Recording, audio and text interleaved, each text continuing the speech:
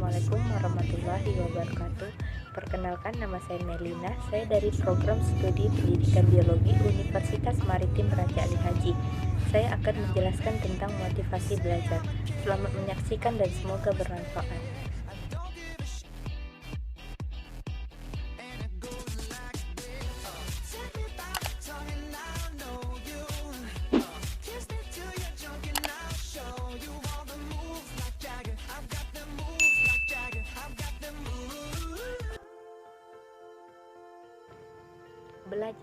Belajar merupakan kegiatan pokok yang dilakukan dalam proses pendidikan di sekolah, di mana usaha yang dilakukan secara nyata untuk merubah sikap dan tingkah laku dari seseorang.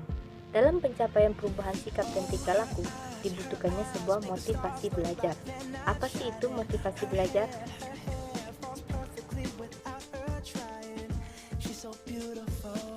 Motivasi belajar merupakan salah satu faktor yang mendorong siswa untuk mau belajar.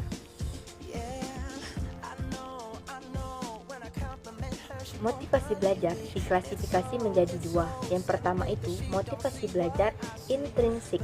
Motivasi belajar intrinsik merupakan motivasi belajar yang ada pada diri siswa yang mendorongnya untuk melakukan tindakan belajar.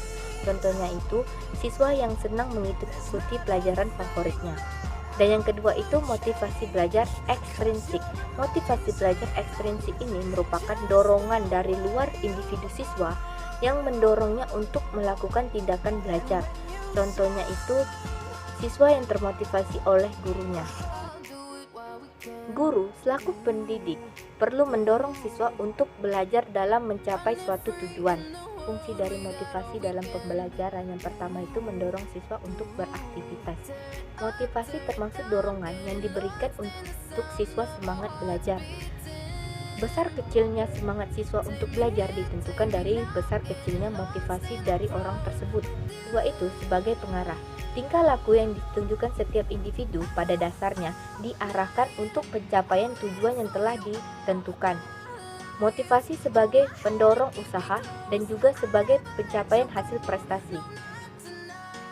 Keberhasilan belajar peserta didik dalam proses pembelajaran sangat dipengaruhi oleh motivasi yang ada pada dirinya. Adapun unsur-unsur motivasi yang mempengaruhi dalam proses pembelajaran, pertama itu cita-cita dan aspirasi siswa.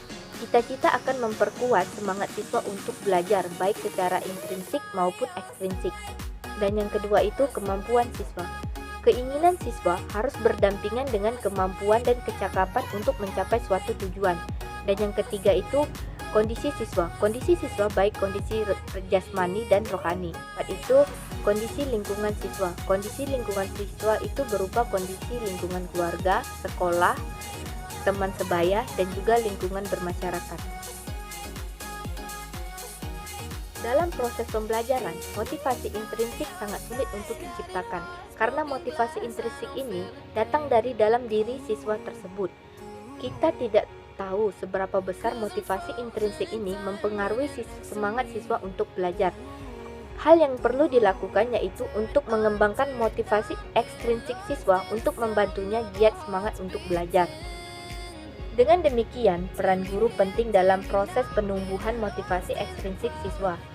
Siswa juga dapat termotivasi dengan guru yang memberikannya motivasi semangat untuk belajar dengan menampilkan pembelajaran yang begitu menarik sehingga siswa tertarik untuk mengikuti pembelajaran.